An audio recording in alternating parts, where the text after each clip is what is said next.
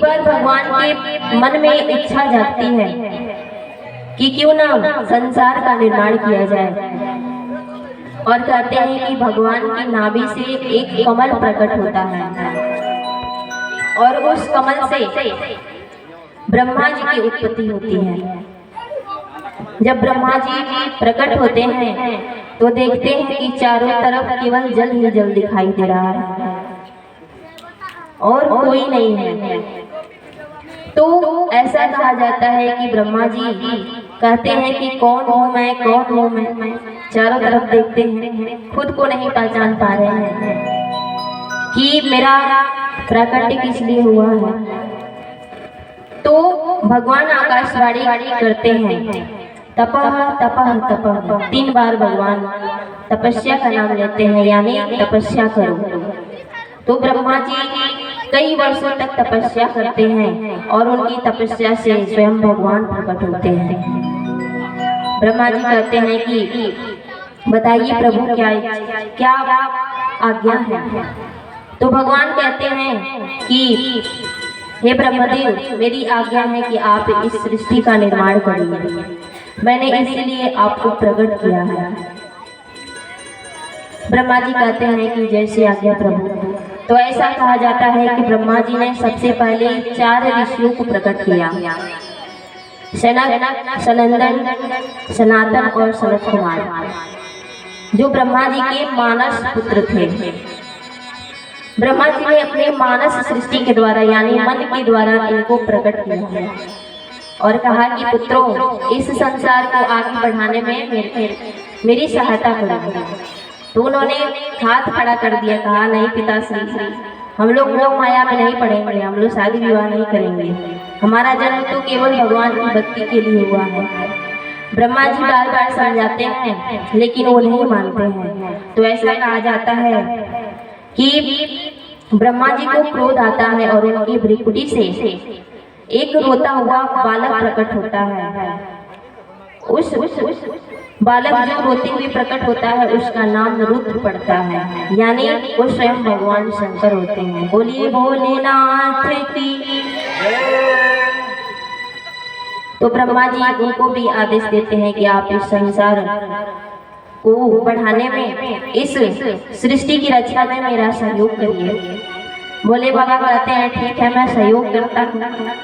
तो भोले बाबा जाते हैं, भूत पिशाच हाकिनी डाकनी पिशाचनी और सांप बिच्छू का निर्माण कर देते हैं। ब्रह्मा जी हाथ जोड़ लेते हैं, कहते हैं कि बस करो महाराज, आपसे नहीं होगा सृष्टि विस्तार, आप तो हिमालय में जाइए और तपस्या करिए। भगवान शंकर कहते हैं कि यही तो मैं चाहता था, मुझे नहीं पढ़ना इस सांसारिक कार्यों में, मैं तो अब समाधि में चला। तो भगवान शंकर समाधि में चले जाते हैं हिमालय पर। भगवान ने आदेश दिया था ब्रह्मा जी को सृष्टि विस्तार करने के लिए। तो ब्रह्मा जी ने सोचा कि अब क्या उपाय किया जाए। तो फिर उन्होंने मनसा सृष्टि के द्वारा, मन के द्वारा 10 ऋषियों को प्रकट किया, जिसमें मरीचि, अत्रि, अंगिरा, पुलस्त्य, पुलह, क्रतु, भृगु, वशिष्ठ, दक्ष और नारद 10 ऋषियों को प्रकट करते हैं।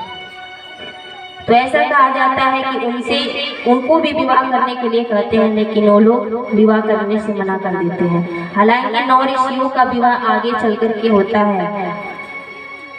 ये जो 9 ऋषि हैं, इनका विवाह करदम ऋषि की 9 कन्याओं से हुआ था, जिसमें रुदंती का विवाह जो है वशिष्ठ जी से हुआ था।